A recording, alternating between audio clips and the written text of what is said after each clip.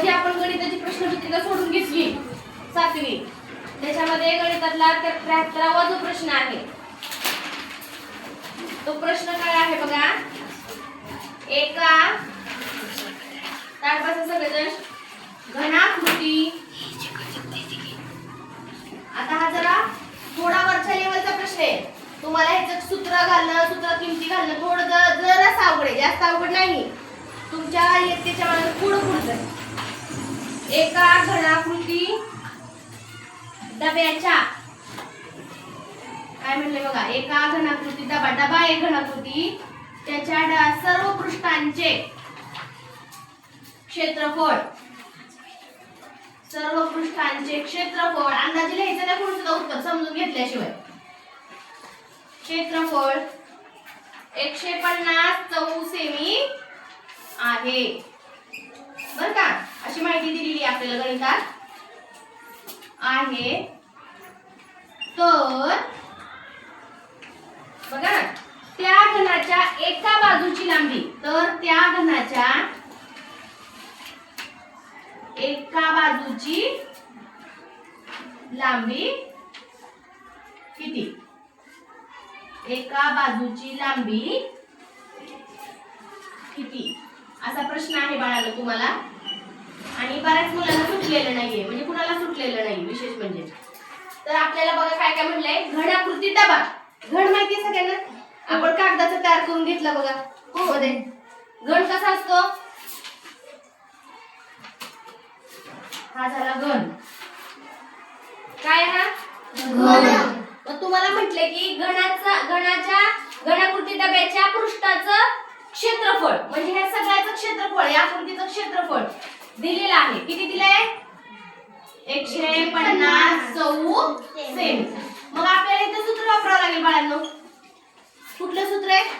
घनाचे पृष्ठफळ बरोबर 6 गुणुले नंतर लिहिते मी हे. आधी काय करू सूत्र वापरू. घनाचे पृष्ठफळ बरोबर 6 गुणुले बाजूचा वर्ग. हे सूत्र पाठ आहे नाही. चला म्हणा एकदा माझ्या पाठीवर. घनाचे पृष्ठफळ बरोबर 6 गुणुले बाजूचा वर्ग. एवढं सूत्र समजलं. हे पाठच करून ठेवायचं. ह्या सूत्र घनाचं पृष्ठफळ दिलेलं असलं आणि बाजूची किंमत विचारली की हे सूत्र वापरायचं. ठीक आहे. आता सूत्रात किमती घालूया आपण. काय करूया. सूत्रात किमती. मग घनाचं पृष्ठफळ दिलेलं आहे तुम्हाला. किती दिलंय. 150 हे दिलेलं आहे ना. किती दिले पृष्ठफळ. पण हे काढायचं नाही आपल्याला, बाजू काढायची आपल्याला. म्हणजे दिलंय ना त्याच्यामध्ये किमती घाला. पृष्ठफळ दिले आपण पृष्ठफळाच्या खाली काय दिलं. पुढे सरक जरा. पृष्ठफळाच्या खाली काय दिलं. 150. काय दिलं 150. हलू नको.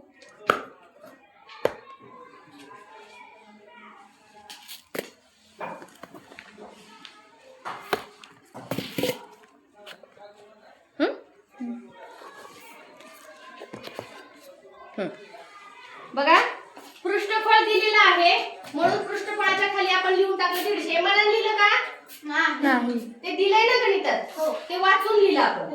आता पुढे बघा 6 गुणुले बाजूचा वर्ग. म्हणजे बाजूचा वर्ग असंच ठेवायचं. आणि तुम्हाला मी सांगितलं होतं बरोबर चिन्हाच्या पलीकडून जर इकडची संख्या इकडे आली तर त्या संख्येच्या विरुद्ध क्रिया होते. आता इथे 6 गुणिले 6 ची क्रिया काय आहे. गुणुले.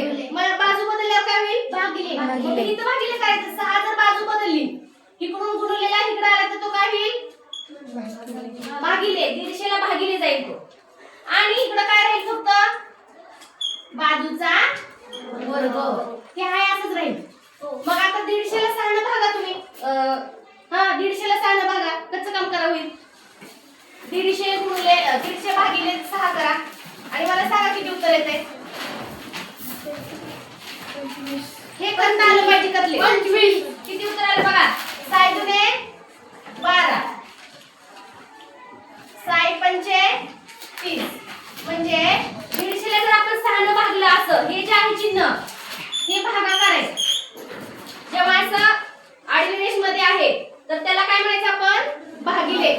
बरोबर का? मग हे 150 भागिले 6 किती आलंय? 25. किती जणांना समजलं इथपर्यंत? बरोबर. मग आता 25 बरोबर काय आहे पुढं? बाजूचा वर्ग. मग मला सांगा बाळांनो, जर 25 ह्या एका बाजूचा वर्ग आहे तर मग एक बाजू, ती बाजू कुठली? बाजूचा वर्ग 25 दिलाय. 5. म्हणजेच 25 कोणाचा वर्ग आहे? 5 चा वर्ग आहे. म्हणजे बाजू बरोबर, एक बाजू बरोबर किती आली? 5. किती आली? 5. बरोबर का? मग इथं आपल्याला प्रश्न पर्यायामध्ये बघा दिलेला आहे 4 सेंटीमीटर, 5 सेंटीमीटर आणि 6 सेंटीमीटर आणि 8 सेंटीमीटर. 5 सेंटीमीटर. किती आलं? 5 सेंटीमीटर. तर तुम्ही कसं काय म्हणलं माझं बरोबर आलं? अंदाजे ठोकलं. बरोबर. पैसे म्हणतं तुझं बरोबर आलं का? किती आलं? 2. किती जणांचं आलं? 2. पण ते अंदाजे लिहिले ना, असं नव्हतं ना माहिती? त्यातली माहिती होतं का? बघा आता मी तुम्हाला प्रश्न देते. एका बाजूची लांबी जी आहे ती आली 5 सेंटीमीटर, म्हणून पर्याय क्रमांक 2 हे उत्तर बरोबर आहे. एका बाजूची लांबी 5 सेंटीमीटर हे उत्तर बरोबर आहे. आता तुम्ही गणित घ्या, मी सांगते तुम्हाला आणि मला सगळ्यांनी करून दाखवायचं. लिहा. एका घनाकृती डब्याच्या सर्व पृष्ठांचे क्षेत्रफळ